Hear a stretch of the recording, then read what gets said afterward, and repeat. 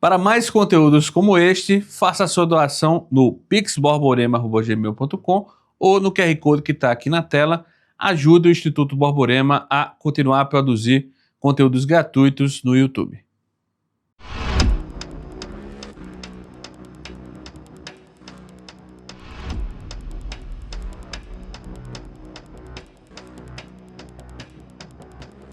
Veja essas duas cenas. Você encontra alguma diferença? 6h50 da manhã. O sinal toca pela primeira vez. Faltam 10 minutos. 7 da manhã. O sinal toca mais uma vez. Está na hora. Vai começar. Pessoas uniformizadas, dispostas em fileiras organizadas para a supervisão de um único chefe. Comandos, obediência, repetição. O sinal toca pela terceira vez. Intervalo. O sinal toca pela quarta vez. Postos, fileiras, comandos, obediência, repetição. O sinal toca pela última vez. Troca de turno. Amanhã começa tudo de novo. Pode até parecer que acabei de narrar a rotina de uma grande fábrica. Mas, seja sincero, ela não lhe soa ainda mais familiar? Todos ou quase todos costumamos dizer que o sistema educacional falhou conosco, que ele é um sistema falido. Mas se ele estiver fazendo exatamente aquilo para o qual foi projetado há 200 anos. Nunca na história da humanidade se gastou tanto dinheiro com a educação.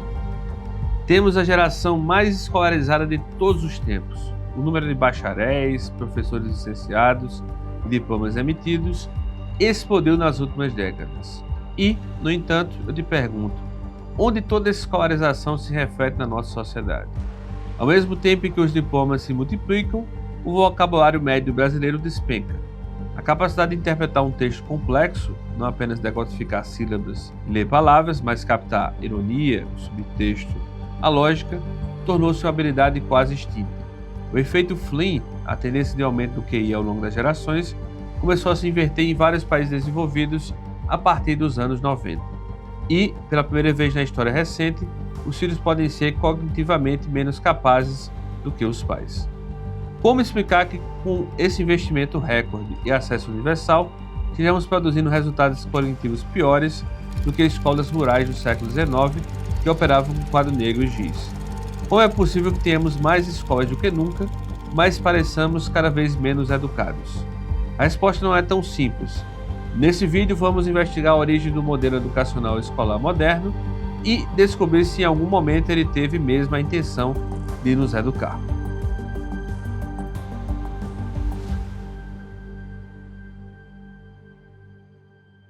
Antes de olharmos para a história, vamos olhar para o nosso presente, os dados atuais.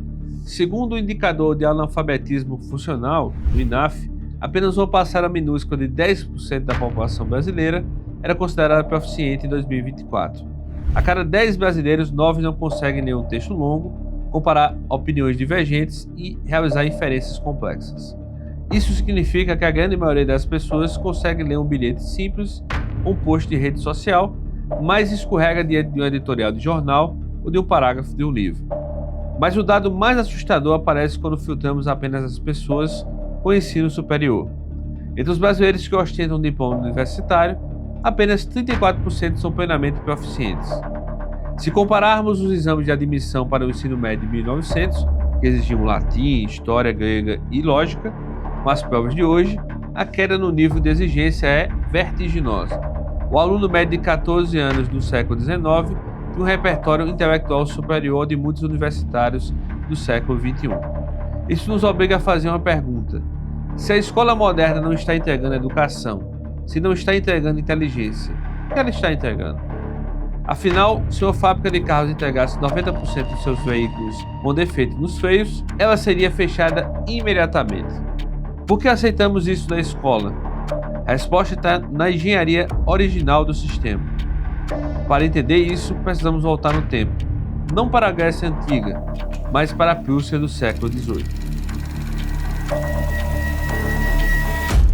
Muitos acreditam que a escola pública obrigatória nasceu do desejo iluminado e misericordioso de levar conhecimento a todos. A verdade é bem mais pragmática e sombria. Em 1806, a Prússia foi humilhada pelo exército de Napoleão na Batalha de Jena. A elite prussiana concluiu que a derrota ocorreu porque seus soldados pensavam demais e acabavam tomando decisões por conta própria. E isso era um problema. Eles precisavam de um novo tipo de cidadão. Não um cidadão pensante, letrado, educado no sentido próprio da palavra, mas um cidadão obediente. Para corrigir isso, o filósofo Johann Fichte, em seus famosos discursos à nação alemã, propôs um novo sistema de educação estatal obrigatória. Fichte foi explícito sobre o objetivo.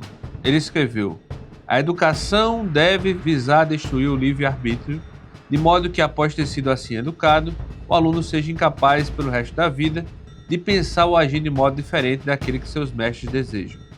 O objetivo não era a intelectualidade, mas a previsibilidade. A Prússia precisava de soldados que marchassem em uníssono, de trabalhadores e burocratas que seguissem ordens sem questionar. Quando Horace Mann importou esse modelo para os Estados Unidos em 1843, depois o mundo todo copiou, nós importamos a estrutura e, esquecendo seu propósito original, adotamos uma tecnologia de engenharia social, e ela logo tornou-se ainda mais eficiente. Essa origem militar fundiu-se perfeitamente com a necessidade industrial do século XIX. As fábricas precisavam de operários habituados à rotina, não de artesãos lentos e criativos. John Taylor Gatto, que foi premiado como professor do ano no estado de Nova York, analisou essa estrutura do modelo de ensino no conceito de currículo oculto. Para ele, o que a escola ensina realmente não são as matérias, mas a estrutura do sistema. Pense no sinal sonoro da escola que você frequentou. Por que interrompemos o estudo a cada 50 minutos? Não existe nenhuma evidência neurocientífica de que 50 minutos seja o tempo ideal para o aprendizado.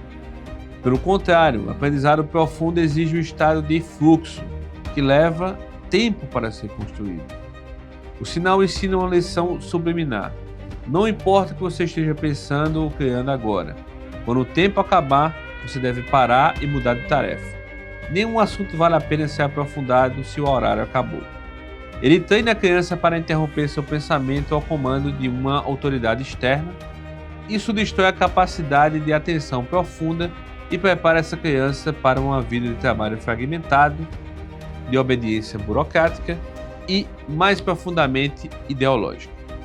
Outro dos problemas mais graves desse sistema observado por John Taylor Gatto é o que ele chamava de extensão artificial da infância.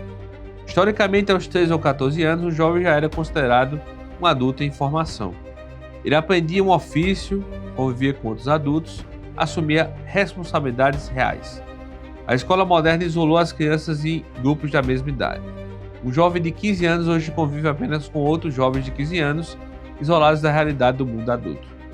Isso cria um vácuo de maturidade. A única referência de comportamento passa a ser o colega do lado, que é tão imaturo quanto ele. O resultado é uma cultura de imaturidade perpétua. Nós criamos um ambiente onde o jovem não precisa resolver problemas reais, para além dos problemas controlados e simulados em uma folha de papel para ganhar uma nota. Você percebe como isso atrofia o senso de responsabilidade e cria adultos de 30 anos que ainda agem como adolescentes? E, se tudo isso ainda não fosse suficiente, olhe para a ferramenta básica do pensamento, a linguagem. Estudos sobre complexidade textual mostram que os livros didáticos vêm sofrendo uma simplificação progressiva nas últimas décadas. O vocabulário foi reduzido, as frases ficaram mais curtas, a sintaxe mais pobre. O argumento pedagógico, claro, é tornar o conteúdo mais acessível. Mas o filósofo Ludwig Wittgenstein já alertava: os limites da minha linguagem significam os limites do meu mundo. Se o sistema reduz as palavras que o aluno conhece, ele reduz necessariamente os pensamentos que esse aluno é capaz de ter. Menos palavras significam menos nuances, menos capacidade de análise e maior vulnerabilidade à manipulação. Observando o quadro completo, você já deve ter percebido que a escola não falhou. Na verdade, ela nunca foi tão eficiente. O problema é que ela foi desenhada para produzir conformidade, operários e massas de manobra. e nós estamos esperando que ela produza adultos inteligentes, maduros e bem informados. Existe um erro de expectativa. Isso significa que não há esperança? Não. Significa apenas que a esperança não virá de uma reforma do sistema. A verdadeira formação sempre foi, em grande medida, uma conquista individual. A educação não é algo que fazem com você numa fábrica, mas algo que você faz consigo mesmo, com disciplina interior, os princípios corretos e a condução adequada. Isso não quer dizer que não existam modelos bons de escola, obviamente, mas que todo modelo deve levar em consideração a verdadeira essência e as verdadeiras necessidades humanas. Acompanhe nossos conteúdos. Nos vemos no próximo vídeo.